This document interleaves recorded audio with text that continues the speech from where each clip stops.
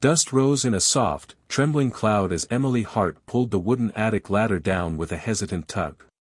She had come to her late grandfather's house only to sort a few belongings, sign papers, clear out drawers, nothing more. But the moment she stepped into the dim attic, illuminated only by the thin, slanting beams of a setting sun, the air felt heavier. As though the room itself had been waiting for her. Boxes were stacked neatly, labeled with dates and names, but one object sat apart from them all, a metal file box, rusted around the hinges, with a thick leather strap wrapped twice around its width.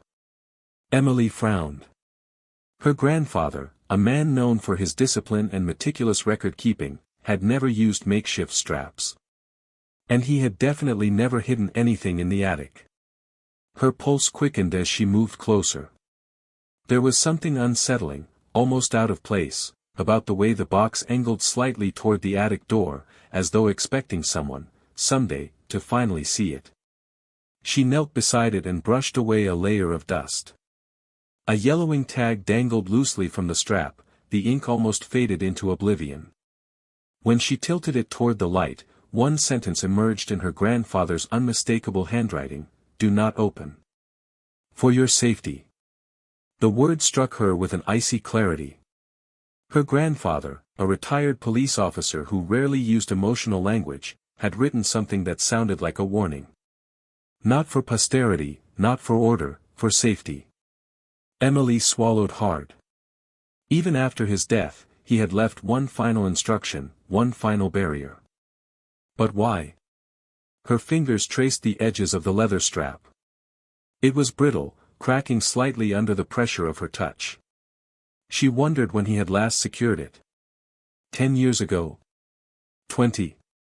Or perhaps, and the thought chilled her, much longer than that. She dragged the box into the center of the attic where a sliver of sunlight could fall across the top. The lock was old-fashioned, the kind with a simple latch rather than a keyhole. Anyone could open it. It wasn't protected by complexity, it was protected by fear. Emily hesitated. There were so many things she didn't know about her grandfather's past. He had served as a local officer in the early 1950s, spoke little about his cases, and never told stories the way other retired officers did. Anytime she asked about his early years on the force, he would simply smile and say, "Some work is meant to stay in the past, Em." Yet the man who said that had still kept this file, hidden and sealed, for more than 7 decades. That wasn't forgetfulness. That was intention. Deliberate intention. Finally, her curiosity outweighed her caution. She slid her nail beneath the decaying strap and pulled. It snapped instantly, as though relieved to be freed. The metal lid groaned when she lifted it, and inside lay a stack of documents so fragile they seemed ready to disintegrate at the slightest touch. But the first page wasn't fragile at all. It was crisp, clean, protected inside a plastic sleeve. And at the top, stamped in thick red ink, were 3 words that made Emily sit back on her heels in shock: "Unsolved police case, 1953." She felt her throat tighten as she pulled the document closer. The case number was faded, but the surname listed on the front page froze her completely. Harrow family disappearance. She knew that name. Everybody did. It was a ghost story whispered in the town, an unresolved tragedy buried under decades of silence. No one ever spoke of what really happened. Most claimed not to know. But her grandfather had known. And he had kept the evidence, hidden from the world, hidden even from his own family. Emily flipped the page, her hands trembling slightly. At the bottom corner of the second sheet was a handwritten note, older than any writing she had ever seen from him, shaky, uneven, almost panicked. "This file must never be opened. The truth is not safe." A cold shiver ran down her spine. What kind of truth could be dangerous after 70 years? And more importantly, why was her grandfather afraid of it? As Emily stared at the warning, the house around her seemed suddenly too quiet. Too still. And in that silence, one terrifying thought took hold: if this file was hidden for her safety, what danger still exists? Once Emily gathered the courage to take the file downstairs, she realized she didn't actually know where to begin. The Harrow case wasn't just any cold case, it was the cold case of her hometown. A wound that everyone pretended had healed, even though the scar never faded. As she set the file on the dining table, the late afternoon light cast long shadows along the wood, splitting the room into warm gold and unsettling darkness. It reminded her of the town itself, always caught between the picturesque charm it displayed to outsiders and the unspoken dread that lingered underneath. She unfolded the next document from the box, an old map of Brookhaven. Population 4,100 in 1953. A quiet rural community surrounded by thick pine forests, lakes, and winding dirt roads. A place where nothing significant was supposed to happen. A place where everyone knew everyone, and therefore, a place where secrets were nearly impossible to keep. Nearly. But somehow, Brookhaven had kept a secret for 70 years. Emily had lived there her whole life. She remembered the annual parades down Main Street, the old clock tower that never kept proper time, and the way the world felt smaller there, as if nothing beyond the boundaries of the forest truly mattered. Yet she also remembered how certain years were never talked about. How older residents would abruptly change the subject if someone mentioned the tragedy. How a strange, heavy silence always followed that single word. Tragedy. No one ever specified what tragedy. As Emily ran her fingertips across the edges of the map, she realized something startling: the Harrow house wasn't marked. Every other home from that era was sketched in faint pencil strokes, but the Harrow residence was missing entirely, erased cleanly from the sheet. Not a blank space, not a smudge, gone. Intentional. She leaned back, disturbed. A whole family could vanish and the town council could erase their home from archival records. That wasn't a clerical error. That was a cover-up. Her grandfather's notes, clipped to the map, were brief but telling. Early in his career, he had been assigned to help catalog the town's properties. In the margin he had scribbled, instructed not to include Harrow property. Reason unclear. Unclear.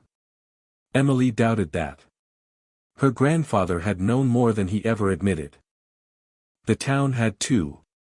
She skimmed through other papers, an old census sheet with the Harrow family typed neatly in the middle of the list, a school roster marking the Harrow children as withdrawn, a local newspaper announcing a community-wide moment of silence, with no details given. And then a second newspaper published only 1 week later, declaring that the community was moving forward, again without explanation. Brookhaven didn't forget. Brookhaven chose not to remember. The deeper Emily read, the more the town's strange behavior made sense. Back then, the community operated with a rigid social structure. Any disturbance, especially one involving children, sent ripples through every household. The smallest rumor could destroy a family's reputation. Scandal was nearly as feared as death. Silence became a survival tool. She could picture the older generation, the stern-faced men in hats, the women whispering behind lace curtains. No one wanted to question the sheriff's final word. No one wanted to be the one who insisted on digging deeper. Brookhaven in the 1950s was a town built on conformity. And where conformity ruled, truth suffocated.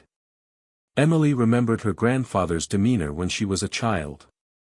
He had always seemed divided, a man with a warm smile but sad eyes, someone who carried an invisible weight. At the time, she assumed it was simply age. Now, she wondered if it was guilt. Or fear. Or both. She exhaled slowly and closed the folder. The silence in the house was thick again, as if the very walls were listening. The more she uncovered, the more she sensed that nothing about the Harrow case was simple. The missing house, the cautious wording in public records, the absence of official reports, all of it pointed toward something deliberate. Something the entire town had agreed, consciously or subconsciously, to bury. But the file wasn't done revealing its fractures. A single sheet at the bottom of the stack caught her attention. It was fragile, torn along one edge, and written in her grandfather's neat cursive, "Do not trust their recollections. They were told what to forget." Emily's breath hitched. Told what to forget? By who? The sheriff's department? The council? Or someone else entirely? She thought back to the older townsfolk, the way their voices would drop, the way their eyes darted away, the way conversations would abruptly end when certain dates or names came up. As a child she assumed it was coincidence. Now she realized it had been conditioning. Brookhaven wasn't just hiding a secret. It had been trained to hide it. Emily felt a chill run through her as she looked at the scattered documents on the table. Every piece of paper whispered the same message: this town didn't merely overlook the Harrow disappearance. It participated in its erasure. And as that realization sank in, a darker, more unsettling question surfaced, a question her grandfather had never dared to answer: what happened in Brookhaven that made an entire community choose silence over truth? Before she could gather her thoughts, a small slip of paper fell from the folds of the map. It was another note from her grandfather, dated years after he retired. "They still remember. They just won't speak." The implication was unmistakable. Someone in town still knew what happened. Someone had carried the secret all these years. Emily stared at the note, her heart pounding. The silence of the town wasn't accidental. It was protective. And she was about to break it wide open. The deeper Emily dug into the documents, the more the Harrow name began to take shape, not as a myth or whispered legend, but as a once ordinary family swallowed whole by something extraordinary and terrifying. The first complete file she opened was a household profile, typed in crisp 1950s police format. It felt surreal reading it, as if she were staring at ghosts frozen in time. Thomas Harrow, age 37. Occupation: machinist at the Brookhaven mill.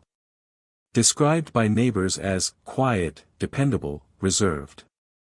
A man who kept to routine so strictly that even the mailman remembered the exact time he left for work each morning. Eleanor Harrow, age 34. Homemaker. Known for her gentle voice, often seen leaving baked goods on neighbors' porches, the kind of woman people described as pure-hearted, yet with an undercurrent of loneliness in her eyes captured in the single photo Emily found in the file. She held her youngest child in her arms, smiling faintly, as though her happiness was real but fragile. Children: Margaret, Maggie, age 10, lively, artistic, always drawing in the margins of her schoolbooks.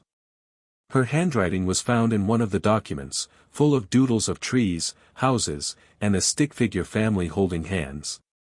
Samuel, Sammy, age 7, described as shy, often clinging to his mother in public, but cheerful with those he trusted.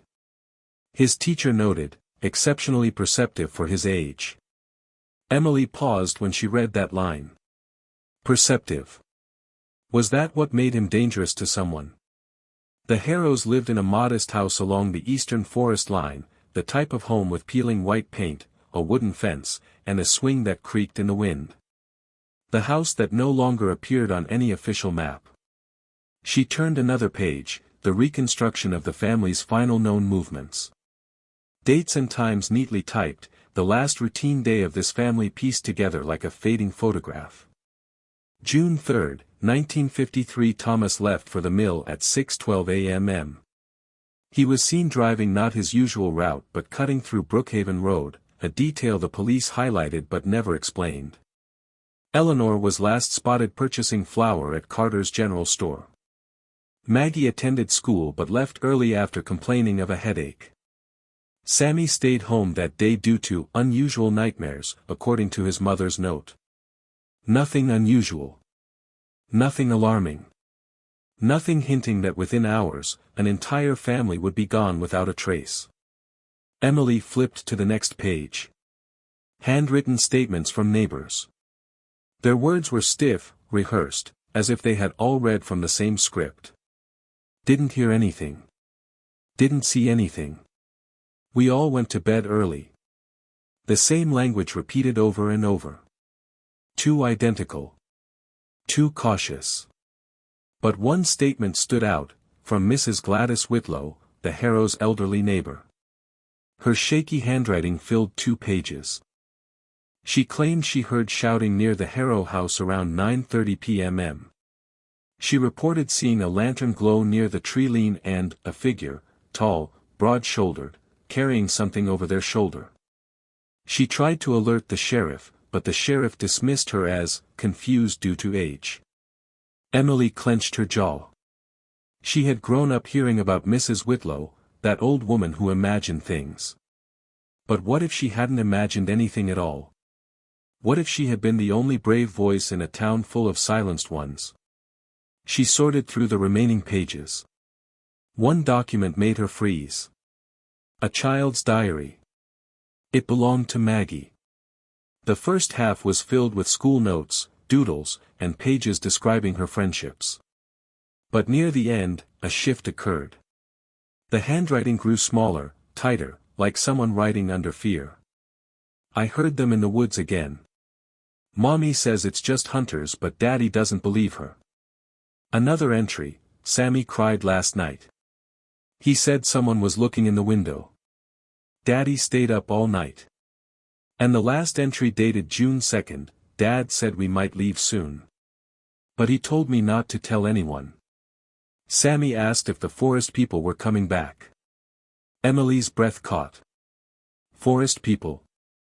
What had a 7-year-old boy seen in the woods? She kept reading. Embedded within the police notes was a brief mention of unusual footprints found near the Harrow home, footprints the sheriff claimed were caused by animals, but the rookie officer, her grandfather, disagreed. His notes were succinct, analytical, but undeniably uneasy, prints too large. Pattern inconsistent with local wildlife. Appears deliberate. Her grandfather had tried to push for further investigation. His request was denied. The final police summary was short, almost insulting: family presumed missing. Possible voluntary disappearance. No signs of struggle. Emily slammed the file shut. No struggle. The diary said otherwise. The neighbor's report said otherwise. Her grandfather's notes said otherwise. The official record was a lie. A careful, intentional lie. She sifted until she found one more item, a weathered photograph. The Harrow family stood together outside their house. Thomas looked tense, his arm wrapped tightly around his wife. Eleanor's smile didn't reach her eyes. Maggie looked as though she had been crying. And Sammy. Sammy stared directly into the camera. His expression wasn't fear. It was warning. As if he already knew something was coming. On the back of the photo, in faded pencil, someone had written, "Last known image." A chill spread through Emily. This wasn't just the disappearance of a family. It was the unraveling of something bigger, something the town had spent 70 years trying to suffocate. And the most disturbing realization was still forming in her mind: someone didn't want the Harrows to be found, because someone knew exactly what happened to them. The section ended with a tightening dread Emily couldn't shake. If the Harrows vanished in one night, then what, or who, had taken them? Emily's hands trembled slightly as she opened the next cluster of documents, pages written in a sharper, younger handwriting she recognized instantly. Her grandfather's. Before he became the quiet, gentle old man she knew, he had been Officer Daniel Hart, 23 years old, newly sworn in, eager to prove himself. But the notes in this section revealed a man whose early enthusiasm had been crushed by something he could never speak of. The first page was a field report, dated June 4, 1953, the morning after the Harrow family vanished. It detailed the assignment he had been given: assist senior officers in search perimeter near eastern forest line. Document findings. Observe and report. A normal task for a rookie. But the memo had an odd addendum, handwritten by a superior: do not act independently. Follow orders strictly. That wasn't standard protocol. It was a warning. Emily flipped to her grandfather's private notes, a small stack stapled together, clearly never meant for official eyes. He wrote about the moment he arrived at the Harrow house. The front door was unlocked. A faint smell of iron lingered in the air. Chairs were knocked over. The kitchen window was shattered from the inside. But when he pointed these things out, Sergeant Mills dismissed them as storm damage. Except there had been no storm the previous night. Her grandfather had sketched footprints he found near the back porch, long, wide, deeply pressed into the soil as if whoever made them carried weight far heavier than a human body. The prints led into the forest, then abruptly vanished on solid ground. No trail. No drag marks. Nothing. He wrote, prints too symmetrical. Too precise. Almost intentional. Not animal. Not human. Emily frowned. Intentional footprints? What did that even mean? Another document was a transcript from the brief search effort. Officers had split into pairs, combing the woods with lanterns and dogs. But 20 minutes after they reached the tree line, the dogs began whining uncontrollably. They refused to move forward, tails tucked, trembling violently. One dog even broke free from its handler and ran back toward town. Her grandfather suggested they follow the trail further despite the dog's behavior. Mills shut him down immediately. We're not going deeper. We've seen enough. Seen enough of what? Emily kept reading. The rookie officer had interviewed townspeople the next morning, gathering statements about anything unusual they might have noticed. Most gave polite, stiff answers. But 3 witnesses reported hearing screams between 9 and 10 p.m., screams that echoed across the forest. These statements were circled in red, then crossed out with heavy strokes of black ink. Her grandfather wrote in the margin, ordered to discard these. The next few pages documented something that made Emily's blood run cold. A witness, a teenage boy, claimed he had seen the Harrow children in the woods hours after everyone believed they had vanished. He said Maggie was crying, Sammy clutching her hand as they ran. Behind them, he saw 2 tall figures moving like shadows. The boy described the figures in detail that matched neither townsfolk nor known vagrants. But before her grandfather could take an official statement, 2 officers arrived and escorted the boy home. The account never made it into the final report. Emily could feel tension coil in her stomach. Why erase testimony? Why silence a witness? Then came a short but alarming entry from her grandfather. Sheriff said the Harrow children were likely alive when taken. He seemed afraid. Afraid. The sheriff. A man known for his rigid composure. Emily flipped to the next sheet, a draft of a letter her grandfather never sent. The letter was addressed to his own brother, someone Emily barely knew existed. The contents were unsettling. There are details I cannot put into official paperwork. The scene was wrong. Too wrong. Mills told me to keep my mouth shut. The sheriff keeps looking over his shoulder. Something's happening in these woods, and the Harrow family wasn't the first to notice. They were just the first to get taken. Taken. Emily reread the word. Her grandfather had written it carefully, deliberately, as if unsure he should commit it to paper. A later note compared the Harrow disappearance to another case from 1949, a missing hiker whose body was found months later with no footprints leading to or from the site.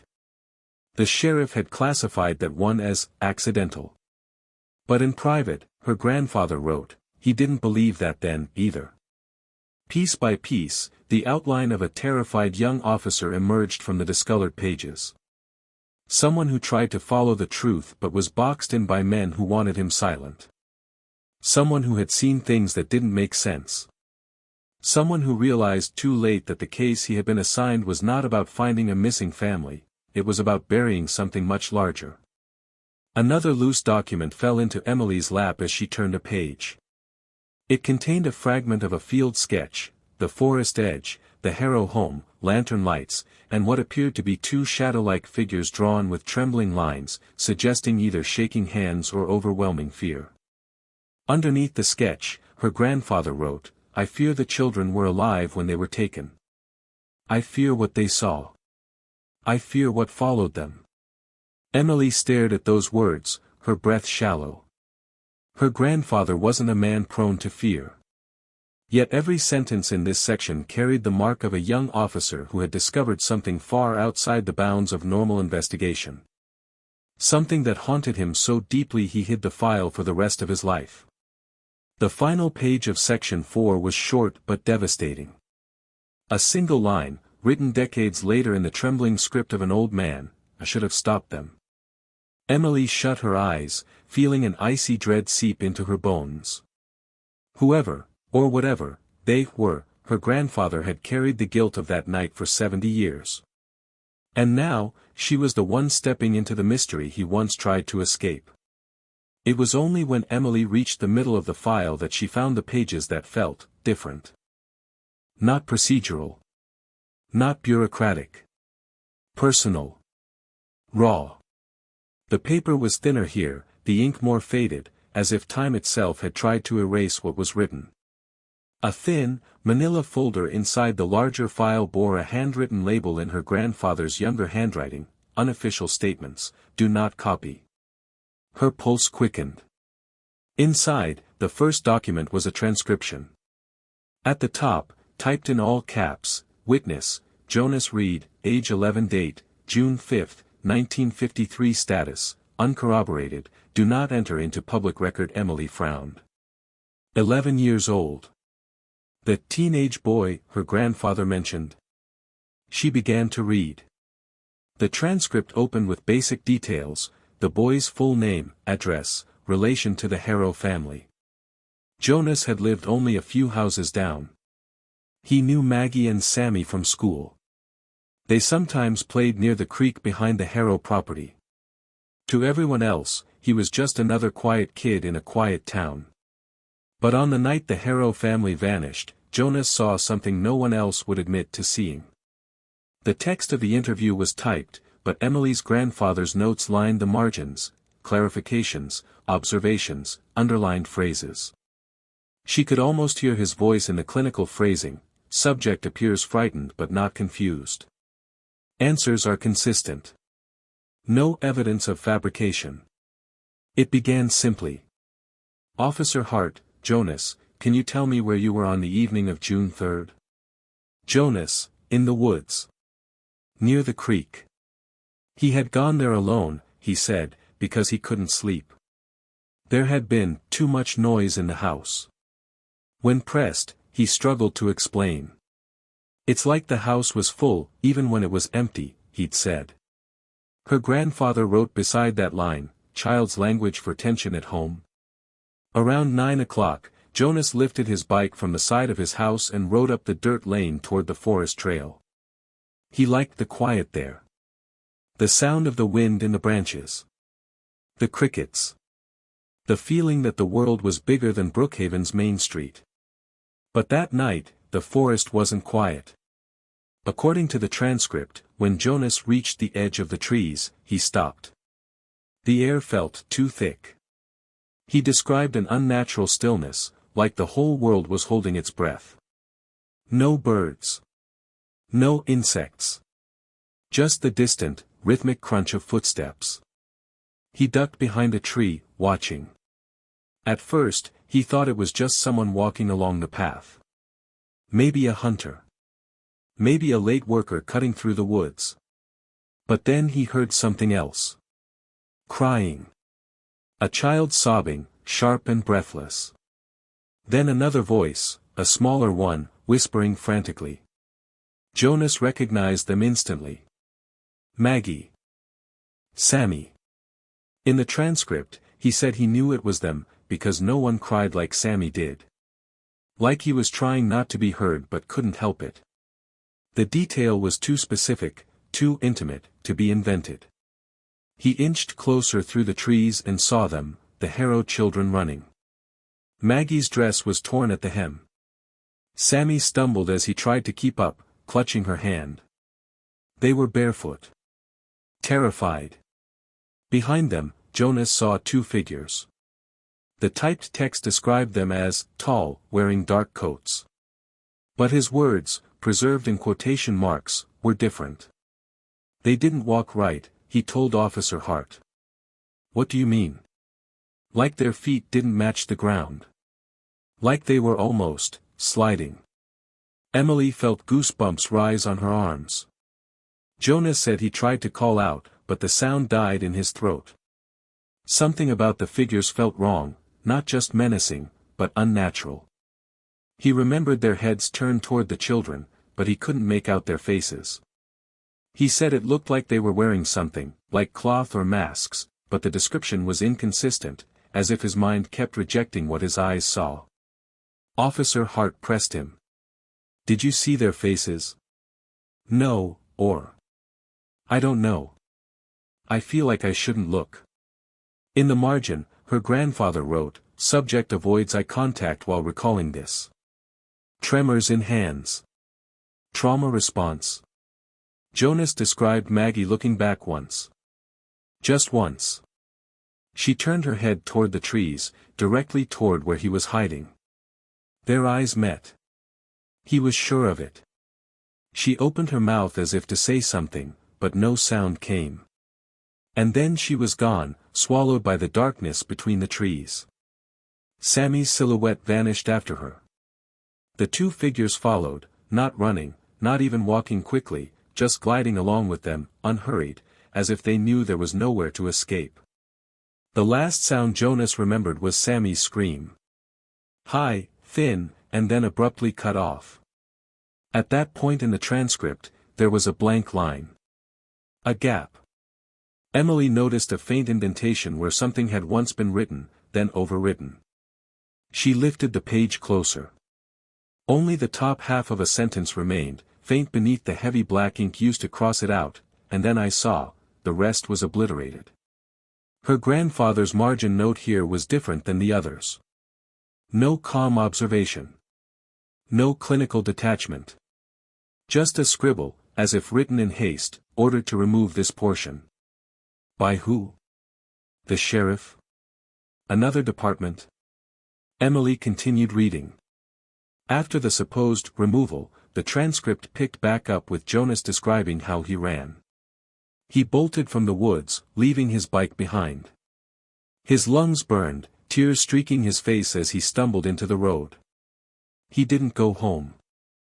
Instead, he ran straight to the church, the one place in town where he thought he might be safe from whatever he had just seen.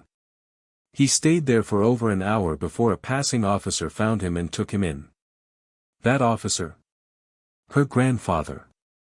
The next part of the transcript wasn't about what Jonas saw, it was about what happened after he talked. Within 24 hours of giving his statement, Jonas's parents withdrew it. There was a second page attached, signed by Mr. and Mrs. Reed. We hereby revoke our son's previous statement regarding the Harrow family. Jonas has an overactive imagination and suffers from night terrors. We do not wish his fanciful stories to interfere with official police work. Her grandfather had underlined one sentence at the bottom, we ask that his comments not be taken seriously or repeated. Then, below it, in his own handwriting, father seemed afraid. Mother wouldn't look at me. They were coerced. Emily swallowed hard. The file continued with a summary sheet. Over the next few years, Jonas Reed became known in town as, that boy who lied. Kids whispered about him at school.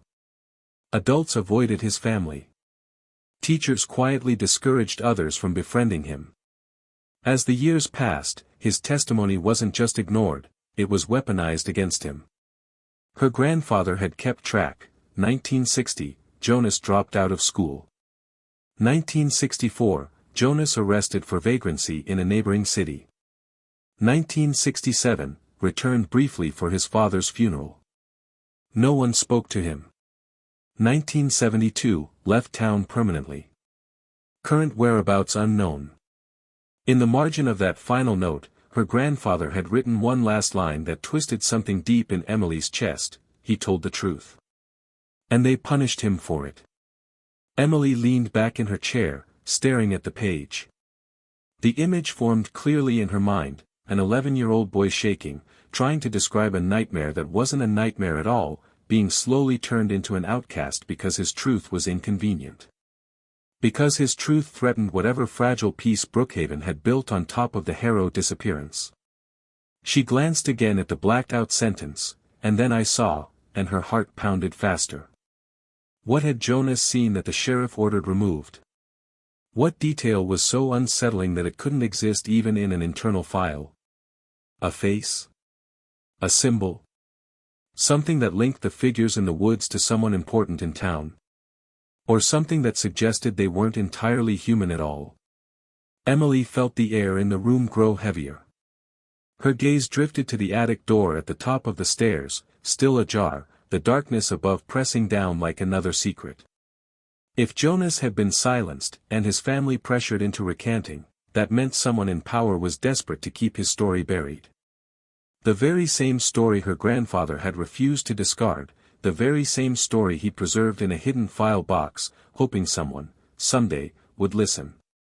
Someone like her. As Emily closed the folder on Jonas Reed's forbidden testimony, one thought refused to let go: the Harrow children hadn't simply vanished. They were seen, running for their lives. And whatever, or whoever, chased them that night, was still dangerous enough, 70 years later, that her grandfather believed the truth itself could get her killed. Emily pushed the testimony pages aside, her mind tangled in the voices of the past. But the next section of the file pulled her into something even darker, something that didn't just contradict official reports, but defied logic entirely. The folder was thicker here, filled with photographs, lab slips, and handwritten notes that her grandfather had clearly gathered secretly. These weren't meant to survive. Someone had tried to make sure they didn't. On the top sat a faded envelope labeled, "Forensic Materials, Unauthorized Copies." Inside were a series of evidence logs. Emily took a breath and began reading the first one. Item: blood sample, type unknown, location found, interior hallway of Harrow residence. Notes: does not match profiles of Thomas, Eleanor, Margaret, or Samuel Harrow. Unknown origin. Emily blinked. How could the police conclude no signs of struggle when blood from an unknown person was found inside the house? She flipped to her grandfather's margin notes, written in dark blue ink: "Sheriff ordered this sample discarded." No explanation. Volume suggests injury. But whose? She felt something cold slide down her spine. Evidence of someone else's presence. Someone who entered the Harrow home the night the family vanished. Someone the official report erased. She turned to the next log. Item: partial handprint, location found, children's bedroom window frame. Details: size significantly larger than average adult male. Surface ridges appear incomplete, irregular. Not consistent with any recorded individual. Attached was a black and white photograph of the print. Emily leaned in. The fingers were long, unnaturally long, and the palms spread wider than a normal human proportion. But what bothered her most wasn't the size, it was the shape. The print looked distorted, almost as if the hand had more weight in the middle than at the edges. The fingers curved strangely, leaving smudges that suggested movement even as the print was made. A note in her grandfather's handwriting confirmed her unease: form inconsistent with human anatomy. Told lab contamination. Lab tech disagreed. Below that, a second note, hastily added later: do not speak of this print. Emily's stomach knotted. She could almost imagine her grandfather writing these words, looking over his shoulder, knowing he was documenting something he was not allowed to acknowledge. Next came a torn piece of fabric sealed in a small plastic slip. The label read: item, cloth fragment, unknown material, found, snagged on fence near tree line behind Harrow house. Analysis: fibers appear older than property itself. Likely pre-1900. Weathering inconsistent with surrounding debris. The photograph showed a strange, dark material, not quite fabric, not quite leather. The edges were frayed, but not the way clothing frays, the fibers split like plant roots or sinew. It was unsettling even to look at. Her grandfather had written, "Material examined by state lab. Results inconclusive. Sheriff demanded results destroyed." Another scribble appeared beneath. Why would something decades older than the house appear on the night of the disappearance? Emily didn't have an answer. Every new document twisted the story further away from human explanation. She opened a larger folder filled with crime scene photographs, the kind not meant for public viewing. The Harrow kitchen looked overturned, dishes shattered on the floor. A chair rested on its side, 2 legs snapped. A dark smear, likely the blood sample mentioned earlier, stretched faintly along the floorboards. But the strangest image was from the children's bedroom. The bed was pushed sideways, as if something had dragged it. The window was cracked at the corners, not from being broken, but from pressure applied inward, warping the wood frame. And near the foot of the bed, a circular mark burned lightly into the wooden floor. A perfect ring, smooth and even, about 2 feet wide. Her grandfather had circled it in red on the back of the photograph. No explanation. Not heat-scorched. Wood compressed. Compressed.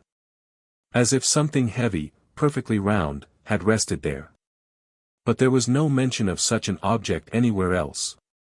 Emily exhaled shakily as she turned the page. The next document wasn't a photograph or a lab slip, it was a letter.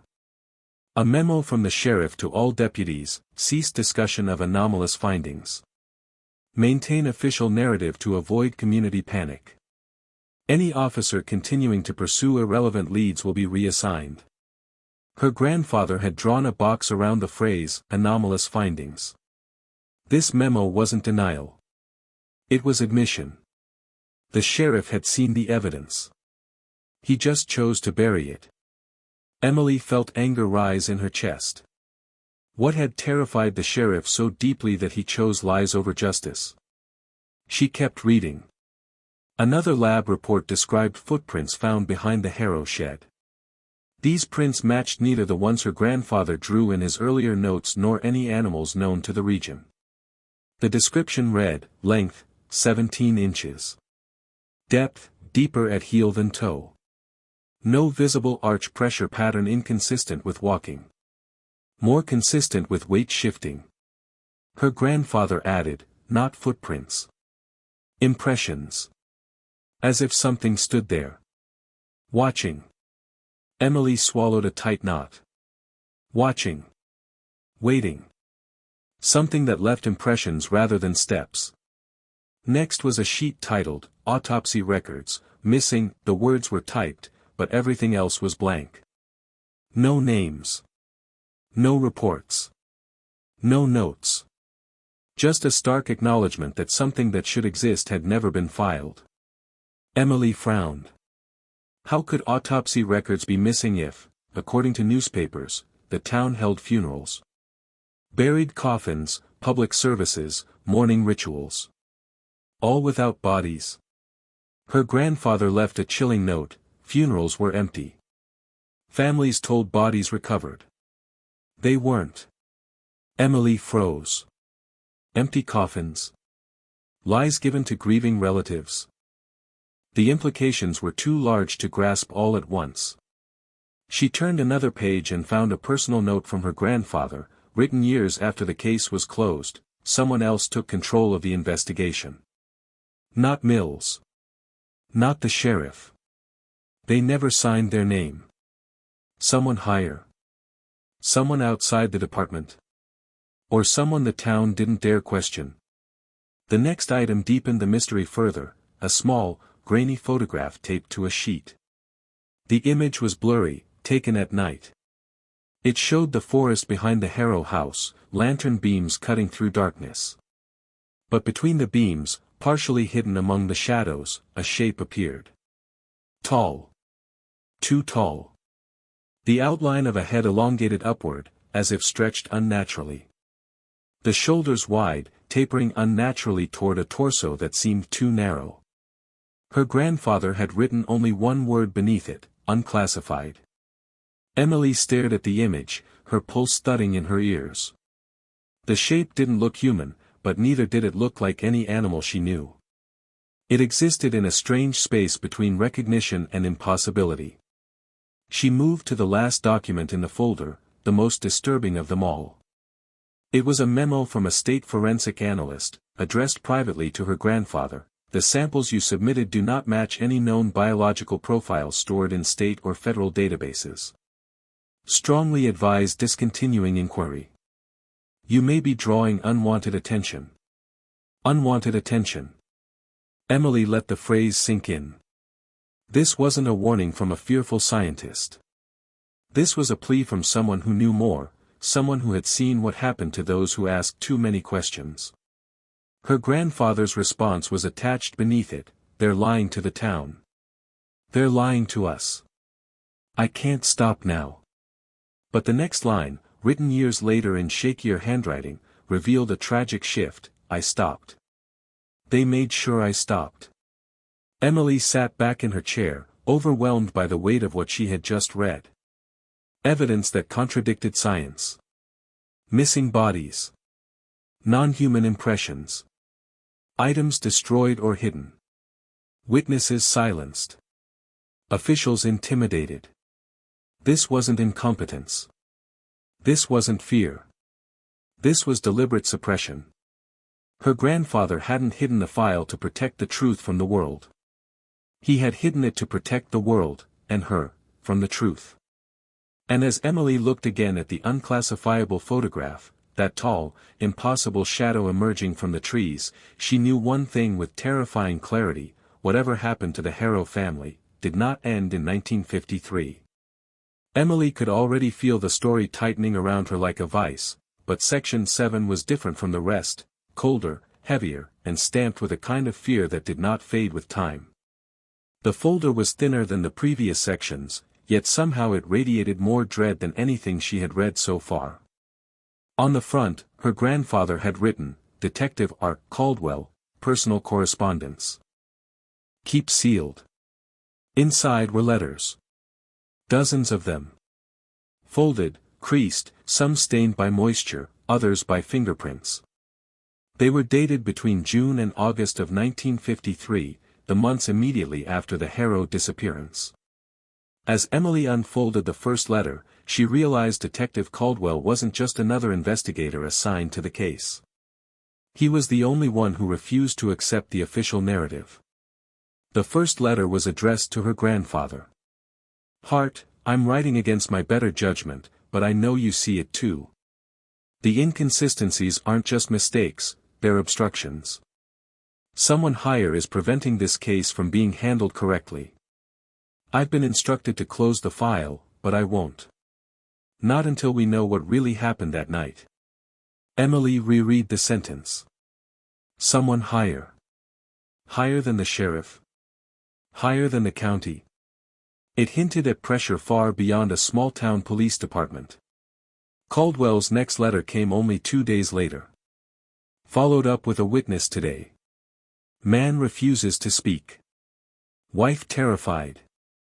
She kept glancing toward the forest. Told me to leave before they came back. When I asked who she meant, she started sobbing. Something's wrong here, Hart. Very wrong. Again that word, they. The same word her grandfather used in his final confession. Emily's heartbeat quickened as she moved through the letters. Caldwell documented how he retraced the route Jonas Reed had taken that night.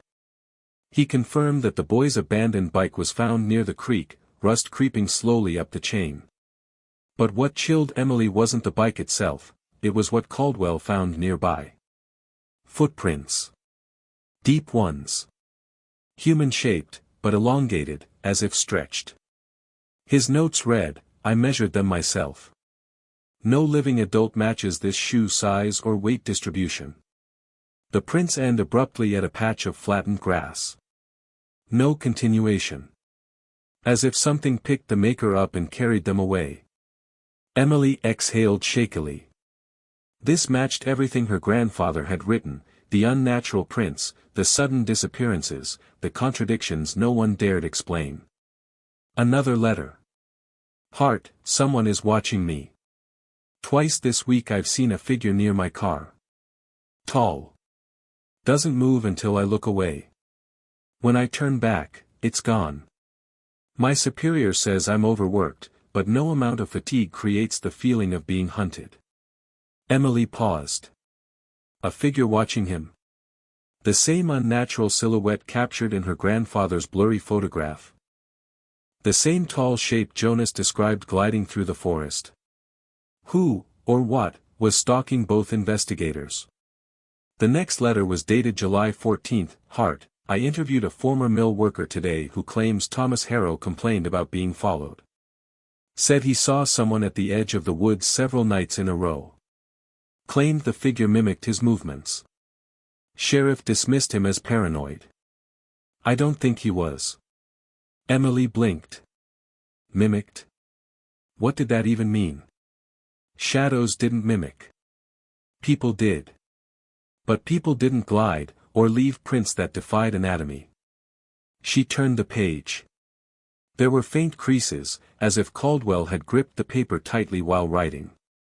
There is a pattern here, Hart. The Harrows weren't the first.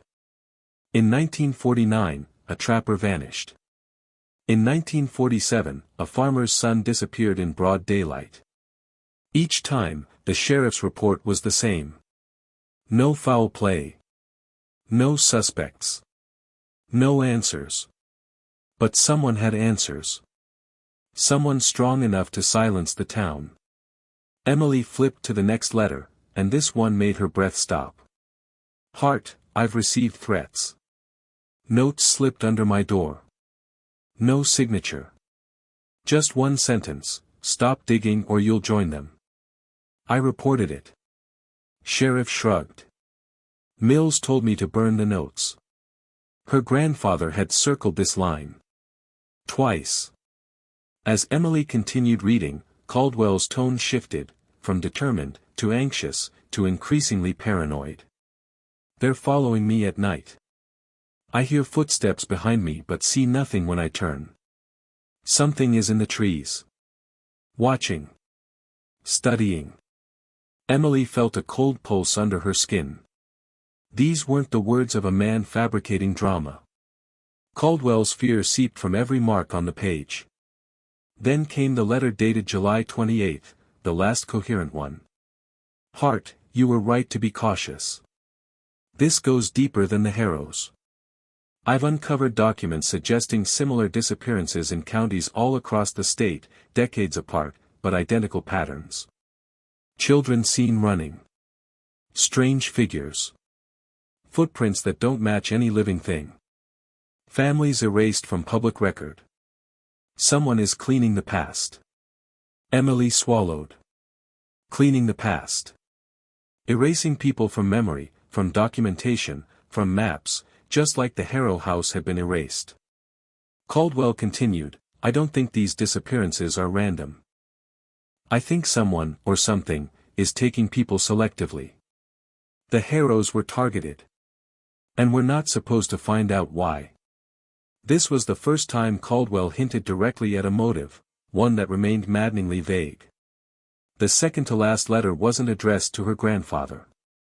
It was addressed to himself, scribbled in frantic ink across a torn notebook page, if I disappear, it won't be by choice. Look in the woods. And beneath it, they don't like being seen. Emily froze. Caldwell predicted his own disappearance. The final piece in the folder wasn't a letter. It was a short incident report, filed by a deputy. The date, August 3, 1953. Detective R. Caldwell failed to report for duty this morning. Home visited. Front door unlocked. Wallet, badge, and car present. Signs of struggle not observed.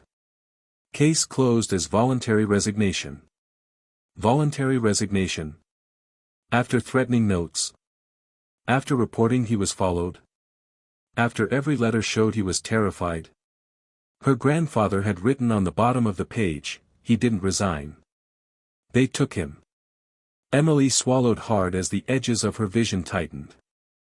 The realization crashed into her with brutal force. Caldwell had gotten too close. He saw patterns. He asked questions. He connected disappearances across counties. He defied the sheriff. He refused to silence testimony. And then he vanished exactly like the people he tried to find. But another detail hit her even harder, a note from her grandfather attached with a rusty paperclip. Caldwell's last conversation with me was about the Harrow children. He believed one survived. He believed they were taken for a reason. Emily stared at that line. One survived. A Harrow child still alive? Where? How? And why had the truth been buried along with every official record? But the very last line on the page stopped her breath entirely. Her grandfather had written, "He told me you'd understand someday, Emily. He said the truth would reach you." Emily felt her heart pound in her ears. Caldwell knew her name. Decades before she was born. Something wasn't just wrong with this case. It was connected to her. To her family. And that meant whatever hunted the Harrows might be looking for her next. What Emily read next reshaped everything she thought she understood about the Harrow disappearance. Section 8 wasn't composed of reports or letters, but a reconstruction, a painful, meticulous assembling of accounts her grandfather had collected secretly from townspeople over decades. Some testimonies were whispered confessions given long after the case was closed. Others were written statements never turned in, found crumpled at the bottom of drawers. Some were unsigned, as if the writer feared their own handwriting might betray them. The heading inside the folder said, in her grandfather's firm handwriting, "This is what really happened on the night of June 3rd. Emily's throat tightened as she read the first account. It belonged to a woman named Mrs. Cartwright, who had lived across the field from the Harrow house. She wrote her statement 3 years after the disappearance, but her memory, scribbled shakily, was vivid. Around 9:20 that night, I heard a terrible scream. High. Sharp. A child. Then another. The sound echoed so loudly the windows rattled. I called the sheriff's office, but they told me it was a fox. I've lived here my whole life. Foxes don't sound like that." Attached beneath was a note from her grandfather. Cartwright's call was logged but erased from Midnight Ledger. Then came the testimony of a man named Robert Lane, who had been walking home from the tavern. He described seeing lights, bright, flickering lanterns, moving in the direction of the Harrow property. I thought maybe someone was hunting late, but the lights moved too fast. They weren't swinging like lanterns. They glided. Glided. That same word again. Lane also claimed he heard pounding, rhythmic, desperate, like someone trying to break a door down. He reported the sound, but the sheriff dismissed it as drunken imagination. Emily moved on. The next sheet was more unsettling, a recollection from an elderly woman who refused to sign her name. She described a shadow passing her window around 9:30 p.m. It was tall. Taller than any man I've ever known. It moved without sound. The moonlight hit it, but it didn't cast a shadow on the ground. Emily felt a shiver run through her as she read that part twice. No shadow. How? More testimonies followed, each one adding another piece of the puzzle her grandfather spent 70 years trying to solve. A teenage girl said she saw a figure standing at the edge of her yard. She remembered its head tilting unnaturally, slowly, as though observing her. A farmer heard wood splitting, sharp cracks like a tree being forcefully snapped, but found no fallen trees the next morning. A boy said he saw Maggie and Sammy running across the back field, their small silhouettes flitting through patches of moonlight. He described Maggie looking back over her shoulder with a face white as paper, and Sammy tripping, crying, being pulled to his feet by his sister. But when the boy tried to run inside to alert his parents, his father grabbed him, locked the door, and ordered him not to speak of what he saw. The father later claimed his son had nightmares. Emily's breath quickened. Every account painted the same terrifying image: chaos, fear, something unnatural stalking the Harrow children through the woods. But then came a testimony that made her heart pound faster, this one taken by her grandfather himself, years after the incident. It belonged to a man named Harold Flynn, a former volunteer fireman. His voice trembled in the written transcript. I was on patrol with my dog. The dog froze. Wouldn't move. Then I heard footsteps behind me. Heavy ones. I turned around and saw nothing, but I felt heat, like someone standing close. Too close. I told the sheriff. He told me I imagined it. I didn't. Underneath, her grandfather had written, "Sheriff threatened Flynn after this statement." Emily continued, turning to a page filled with newspaper clippings. None of them mentioned screaming. None mentioned lanterns. None mentioned shadows or footprints or running children. They spoke only of community mourning, tragedy, mysterious disappearance. The difference between what the town heard and what it allowed itself to remember was staggering. Then she found the page that stopped her breath entirely. A detailed reconstruction created by her grandfather. He had mapped every witness account, every timeline statement, every sound reported. Lines and arrows scattered across the page like veins, converging on one central point, the Harrow property at 9:28 p.m. He wrote a summary beneath it. All testimonies indicate the same thing, the Harrow family was alive at 9:20. Running at 9:25. Screaming by 9:28. Then silence. Emily stared at the word silence.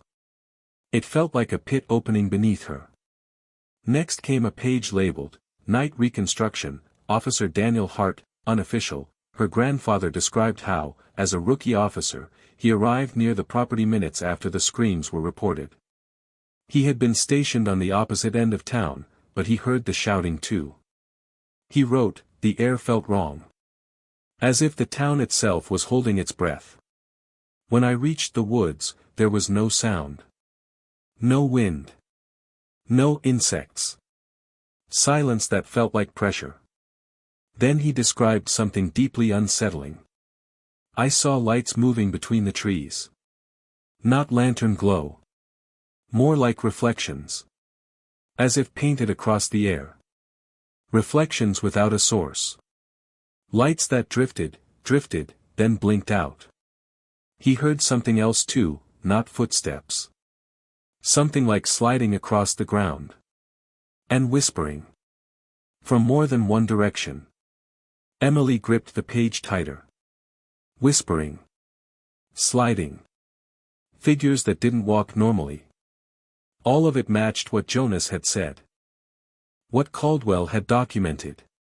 What others saw in fragments. The next paragraph was shakier, the writing less controlled. I called out for the Harrows. Heard nothing. Then I heard a soft cry, a child. But when I ran toward the sound, it stopped. Everything stopped. He described standing at the edge of the trail, staring at the imprint in the dirt, a deep, heavy circular mark, the same unexplained one found in the children's bedroom. Only this time, it was in the forest. He wrote, it pulsed. Emily's skin prickled. Pulsed? A depression in the earth? Her grandfather clarified, not visually. Felt it. Like a thrum through the ground. Then came his most disturbing admission, I was not alone. Something was watching me. Close. He didn't elaborate. He didn't describe a shape or movement. Only that he felt eyes, tall, immobile, waiting. He ran. He didn't return to the woods again until daylight. Emily turned the page and found a final note from a witness, a man named Curtis Hale, the only account describing the exact moment everything went silent. It was like the night folded in on itself. 1 second there were screams and lights, the next, nothing. Not quiet. Nothing. Like the dark had swallowed the sound. Emily exhaled shakily. The last page of the section carried her grandfather's final conclusion, written years after the event. the town heard the Harrows fighting for their lives. Many pretended not to. Others tried to help but were silenced. We didn't fail to save them. A pause in the text. A space. A final line, something else claimed them before we could reach them. Emily sat frozen, every hair on her arms raised. Whatever happened that night was not a simple disappearance. It was a moment that split the town in two, those who heard the truth, and those who hid from it. And as she looked again at the reconstruction, the timelines, the testimonies, she knew, whatever hunted the Harrows in that forest, was not finished. Emily almost didn't want to open the next folder. Section 9 felt heavier than the others, not physically, but as if the contents inside carried the weight of a confession her grandfather had never found the courage to speak aloud. The tab was labeled in faded ink, "Personal, do not read unless necessary." Her breath tightened. If this was the threshold he didn't want crossed, she was already too far in to stop. Inside lay a letter, several photographs, and a birth certificate so brittle it crackled as she touched it. The letter was dated decades after the Harrow case, written in her grandfather's trembling handwriting. "Emily, if you are reading this, then the truth I tried to bury has finally reached you. I never meant for you to discover this burden, but perhaps it was inevitable. You must understand something before you judge me. I wasn't just a rookie officer on the Harrow case. I was connected to them in a way I never revealed." Emily felt her chest constrict, a cold thread weaving upward through her ribs. The next paragraph shattered her. Eleanor Harrow was not just a stranger. She was my sister. Emily sank into her chair. Her grandfather had a sister. A whole part of their family erased just like the Harrows had been. The realization came with a sickening clarity: her grandfather had known the victims personally. He had investigated his own blood. He continued, "She kept her marriage and her children hidden from the family after a terrible fallout. By the time I joined the police force, she lived in Brookhaven under her married name. I wanted to reconnect, but she refused. She was frightened. She believed something was watching their home, something Thomas refused to acknowledge." A new photograph was attached, Eleanor holding young Maggie, smiling faintly.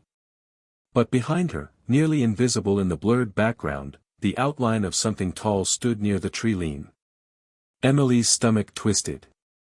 The letter continued, darker now: "When they disappeared, I wasn't merely an officer on a case. I was a brother trying desperately to find what happened to his own family. And the deeper I looked, the more I realized the truth was not a human one." Another paper was clipped beneath, a torn page from a journal, likely Eleanor's. Her handwriting shaky, urgent: "We cannot stay. Thomas thinks I'm imagining things, but I know what I saw. The figure near the children's window wasn't a man. It bent the wrong way. It breathed without sound. And it knows our names." Emily felt the air leave her lungs. Her grandfather's letter resumed, revealing the secret that had gnawed him hollow for the rest of his life: Thomas wasn't the only one being watched. My brother, your great-uncle, had become obsessed with protecting children from this presence. He believed he understood what it wanted. He believed he could bargain with it. Emily's fingers froze. Her great-uncle. The nameless figure her grandfather hinted at in earlier notes. The letter closed with a chilling final admission: Eleanor wasn't taken randomly. Someone in our own bloodline brought this upon her family. And I spent 70 years trying to bury that truth, because the same blood runs through you. Emily's heart pounded in her ears. The Harrow tragedy wasn't just a town's buried nightmare. It was her family's curse, one that had followed her grandfather for decades. And now, it had finally reached her. Emily opened the final envelope cautiously, sensing instinctively that this was the piece her grandfather feared most. Inside lay a single letter, written in shaky, uneven lines, as if each word had been dragged from him. He revealed that one Harrow child had survived the night and had been secretly placed with another family to escape whatever stalked them. That survivor's bloodline, he wrote, continued quietly, unaware of the truth shadowing it. Her grandfather admitted he had watched over the child for years, convinced the presence from the woods never stopped searching. It lingered at the edges of his life, appearing in reflections, in silent fields, in places where no footprints belonged. He believed it waited for the right moment, or the right descendant, to emerge again. The letter ended with a warning written in frantic strokes: "Emily, if they ever discover who you truly are, run before they come for you." The final line trailed off without a signature, only a smear of ink marking where his name should have been. Emily felt the air shift around her, realizing the danger he described was not history. It was approaching her now. She sensed truth awakening after decades of long silence.